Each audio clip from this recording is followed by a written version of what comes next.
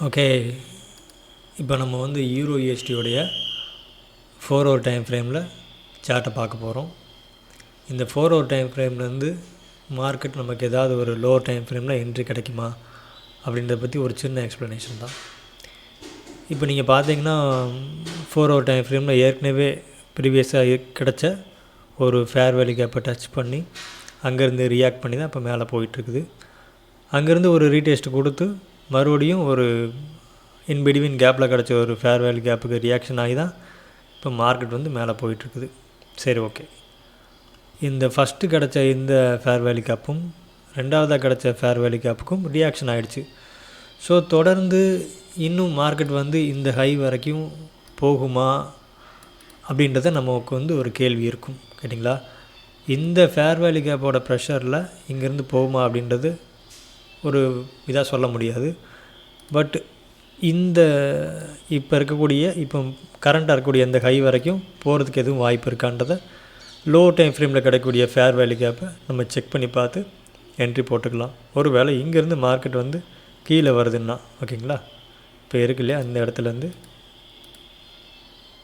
இப்படி வருது அப்படின்னா இங்கே நமக்கு லோ டைம் ஃப்ரேமில் என்ட்ரி கிடைக்கும்போது இங்கே நம்ம என்ட்ரி போட்டு இந்த ஹை வரைக்குமாவது நம்ம வந்து டார்கெட்டை எடுத்துக்கலாம்.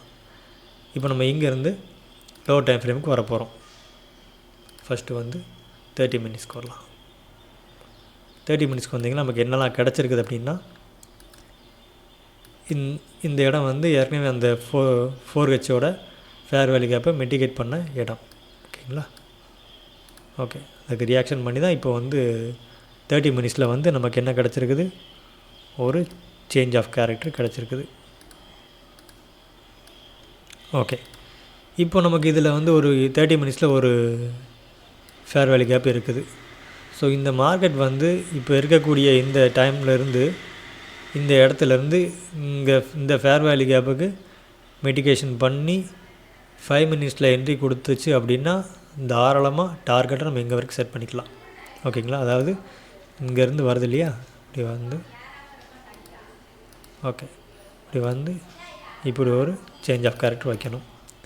இது எதில் வைக்கணும் அப்படின்னா, முதல்ல 30 மினிட்ஸில் ஃபுல் ப்ரெஷரில் அங்கே வரணும். சேஞ்ச் ஆஃப் கேரக்டர் வைக்கிறதுங்கிறது 5 மினிட்ஸ் டைம் ஃப்ரேமில் வச்சா கூட ஓகே தான், ஓகேங்களா? இப்போ இதுதான் இப்போதைக்கு இந்த நமக்கு என்ட்ரி எடுக்கணுன்னா இந்த ஃபேர் வேல்யூ கேப்பை நீங்கள் ஃபோக்கஸ் பண்ணீங்க அப்படின்னா கொஞ்சம் வெயிட் பண்ணணும் நீங்கள், ஓகேங்களா?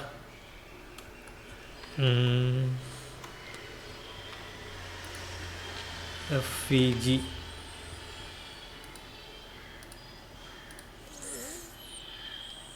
ஓகேம்மா, இதுலேருந்து நம்ம லோ டைம் ஃப்ரேம் போய் பார்க்கலாம். 5 மினிட்ஸில் போயிட்டு